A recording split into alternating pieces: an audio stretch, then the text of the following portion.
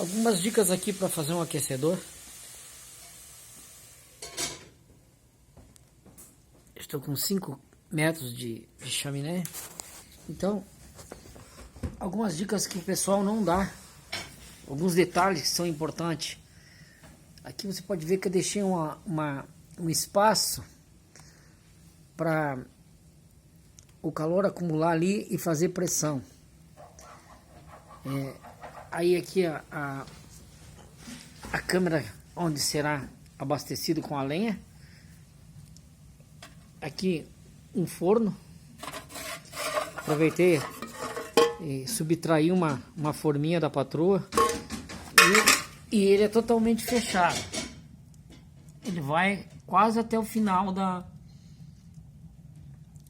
do aquecedor. Ainda está em experiência esse forno. Essa parte aqui é para limpar. Opa, que a coisa tá quente.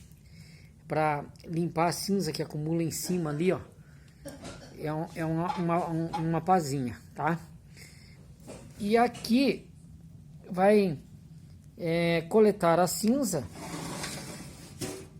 e vai servir de respiro. Então, qual é o princípio da coisa? O ar frio tem que entrar por aqui e subir para alimentar a lenha para não voltar fumaça. E lá no fundo você está vendo um furinho, um cano. Esse cano deve ter uns 20 milímetros de diâmetro, de orifício. E ele vem por trás, que é algo que ninguém fala. Aqui nessa ponta, nessa extremidade, aqui é oco. O ar frio, ele suga o ar por aqui, ele sobe e despeja lá dentro. Mais ou menos uns 15 centímetros abaixo da saída da chaminé.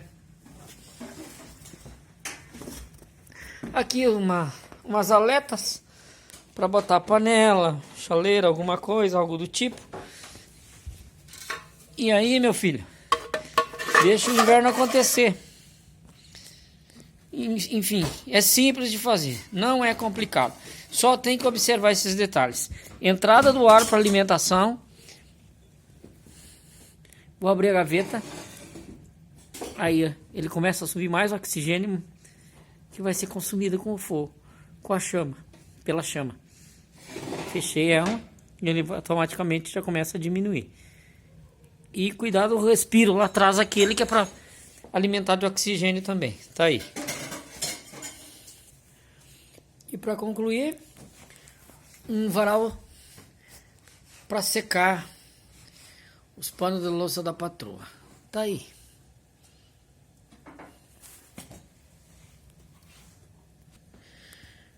Então, um aquecedor barato, baixo custo, um cilindro de compressor de ar.